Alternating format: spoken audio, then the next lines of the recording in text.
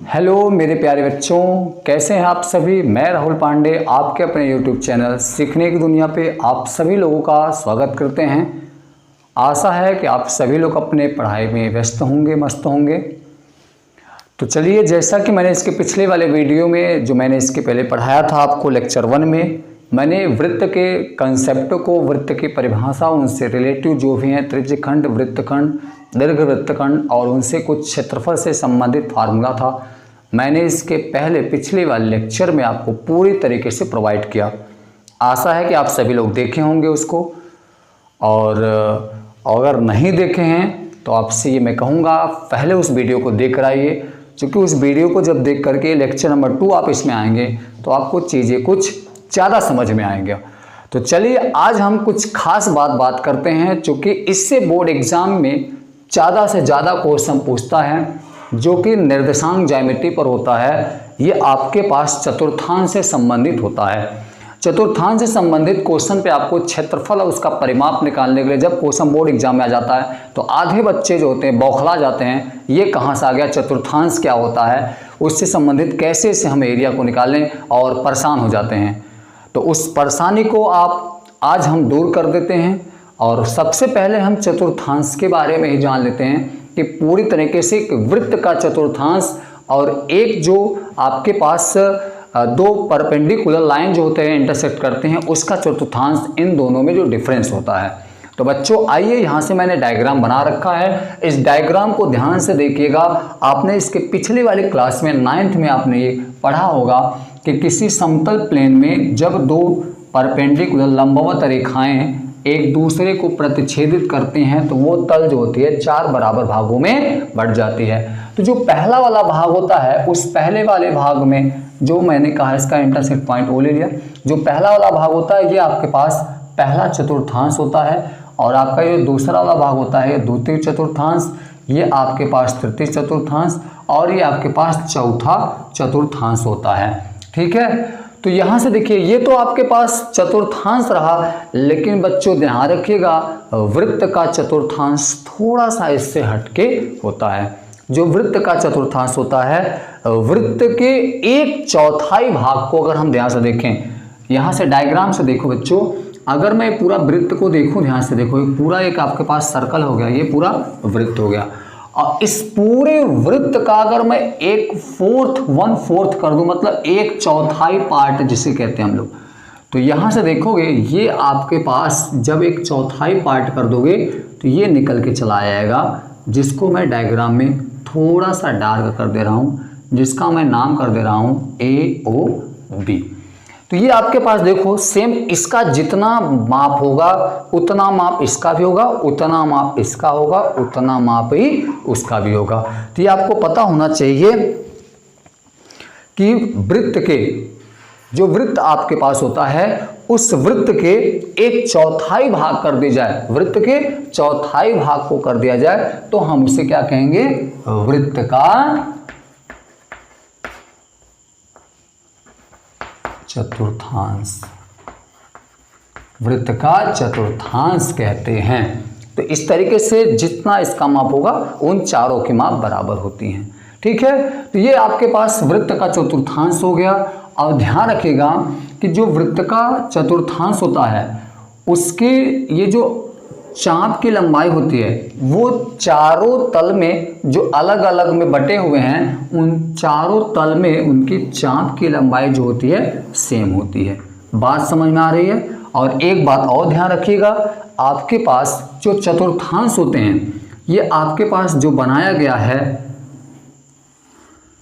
ये हमेशा इनके जो केंद्र पर जो कोण बनता है वो हमेशा 90 डिग्री 90 अंश का कोण बनता है।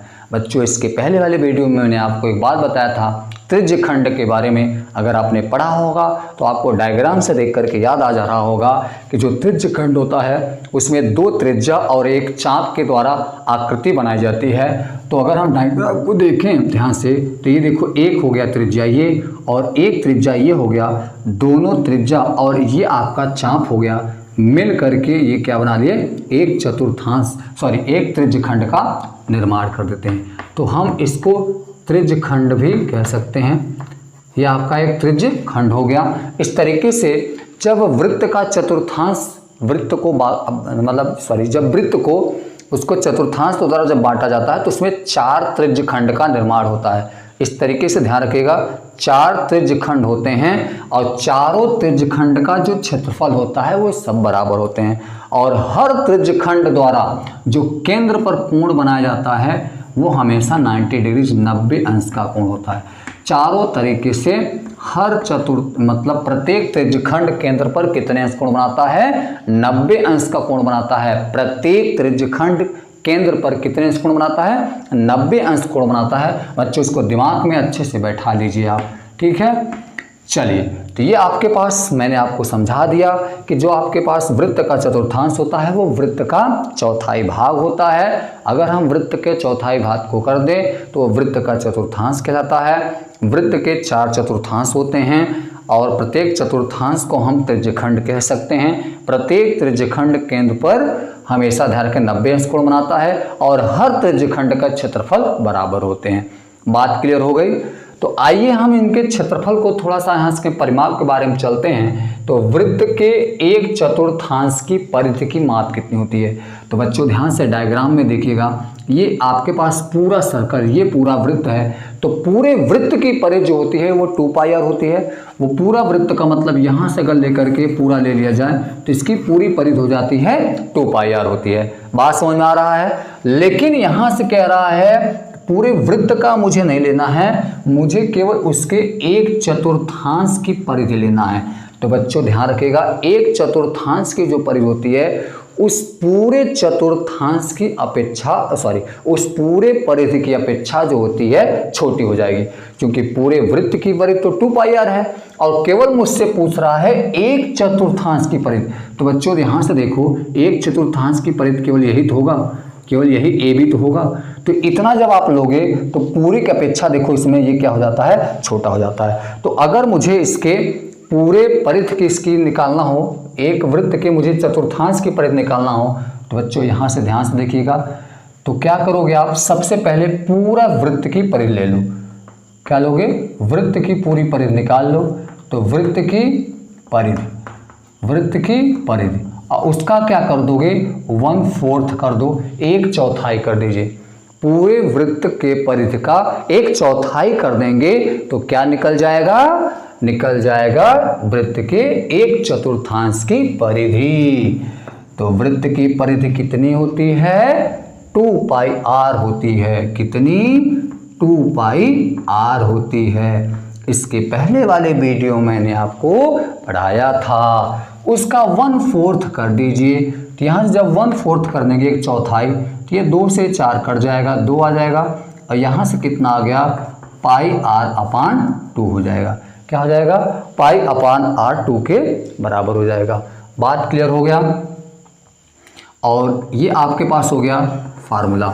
और याद रहिएगा आपको, चूंकि यहाँ से अगर r की वैल्यू हटाएं तो आपको बच्चों याद होगा जो r होता है वो हमेशा d का हाफ होता है, डायमीटर का हाफ होता है। व्यास का हाफ कर देंगे तो आपका त्रिज्या निकल जाएगा। तो अगर हम इस फार्मूले को थोड़ा सा मोडिफाइड कर दें तो यहाँ से निकल के आएगा πd/4 हो जाएगा। क्या हो जाएगा? πd/4 के बराबर हो जाएगा। तो बच्चों यहाँ से ध्यान रखिएगा, वृत्त के 1/4 की अगर परिधि पूछेगा तो आपको πr/2 लगाना है। अगर उसका व्यास दे के आपको पूछ रहा है तो वहाँ पे आप πd/4 करके लगा देंगे तो आपका तुरंत आंसर निकल करके चलाएगा। तो आप इस फार्मूले को आप हमेशा के लिए लर्न कर लीजिएगा। वृत्त के 1/4 की जो परिधि की माप होती है वो πr/2 के बराबर होती है। ये बात क्लियर हो गया? समझ में आ रहा है? चलो अच्छी बात है, आगे बढ़ते हैं हम लोग यहाँ से।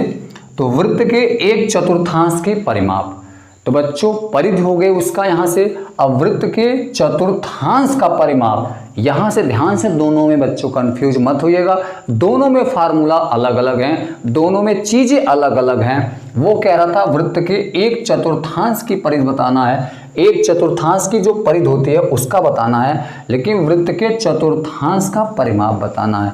तो वृत्त के चतुर्थांश का अगर परिमाप का बात करोगे तो यहाँ से इसका क्या फार्मूला हो जाता है बच्चों, 1/2। आप सबसे पहले क्या करोगे, अर्धवृत्त ले लोगे। क्या लोगे, अर्धवृत्त लोगे। अर्धवृत्त की परिधि ले लोगे आप, अर्धवृत्त की परिधि, अर्धवृत्त की परिधि ले लोगे। तो अर्धवृत्त की परिधि की हाफ कर दोगे। उसके बाद उसमें क्या करोगे, 2 गुणे त्रिज्या, मतलब एक तरीके से अगर हम कहें तो उसमें हम व्यास को जोड़ सकते हैं। तो आप जब इसका वृत्त के चतुर्थांश का परिमाप निकालोगे तो 1/2 अर्धवृत्त की परिधि, और उसमें हम जैसे व्यास को जोड़ेंगे तो पूरी तरीके से वृत्त के चतुर्थांश की परिमाप चली जाएगी। तो यहाँ से लिखेंगे 1/2 अर्धवृत्त की जो परिधि होती है, क्योंकि आपको पता है पूरे वृत्त की जो परिधि होती है वो 2πr होती है। तो यहाँ से अर्धवृत्त कह रहा है तो उसकी जो परिधि हो जाएगी वो हाफ हो जाएगी, मतलब πr हो जाएगा। और प्लस में क्या करेंगे 2, और यहाँ पे त्रिज्या हो जाएगी r। ठीक, तो इस तरीके से ये फार्मूला आपके पास निकल के चला आया।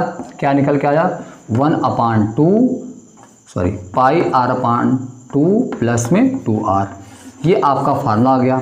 लेकिन आप अगर इसे डायमीटर में, अगर इसे आप डायमीटर के फॉर्म में लिखना चाहते हैं, क्योंकि आपको पता है जो d की वैल्यू होती है वो 2r होती है, तो यहाँ से जब आप लिखेंगे तो π/2 तो लिखेंगे, और जो आपके पास r है इसकी वैल्यू क्या लिखेंगे, चूंकि ये r है, अगर 2r होता तो हम इसको पूरा तरीके से d बना देते हैं, लेकिन यहाँ पे एक ही r है तो इसको हम क्या लिखेंगे, d/2 कर लेंगे। और प्लस ये वाली वैल्यू ध्यान से देखो तो ये 2r है, तो 2r को हम पूरा d बना देंगे।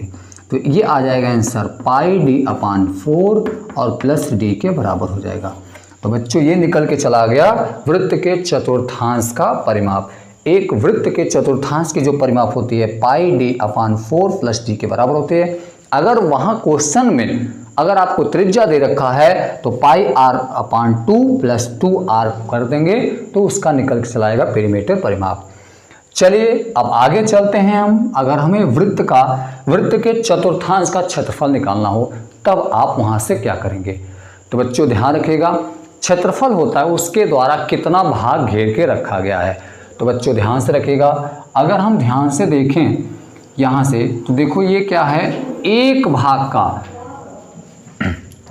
क्वेश्चन में आप कंफ्यूज मत होइएगा, कहीं कहीं पूछता है आपके वृत्त के चतुर्थांश का संपूर्ण क्षेत्रफल बताइए। तो ध्यान रखिएगा आप इसको 2 तरीके से निकाल सकते हो बच्चों। चारों का अलग अलग क्षेत्रफल निकालिए, या तो आप किसी एक का क्षेत्रफल निकाल के 4 का मल्टीप्लाइज कर लोगे तो आपका वो आ जाएगा, क्योंकि इसके हर भाग का जो क्षेत्रफल होता है सबका बराबर होता है। लेकिन अगर किसी एक भाग का क्षेत्रफल निकालना हो तब वो बच्चों डिफरेंट हो जाता है और अलग हो जाता है। तो जो एक भाग का क्षेत्रफल हो जाता है वो आपके पास जब वृत्त के एक चतुर्थांश का, कितने, एक चतुर्थांश का क्षेत्रफल निकालोगे तो आपको ये पता होना चाहिए 1/4 कर दोगे। ये 1/4 क्यों किया जाता है बच्चों, 1/4 इसलिए किया जाता है क्योंकि इसमें 4 पार्ट होते हैं और उन चारों पार्टों में मैं उसका एक पार्ट मतलब एक भाग को ले रहा हूँ।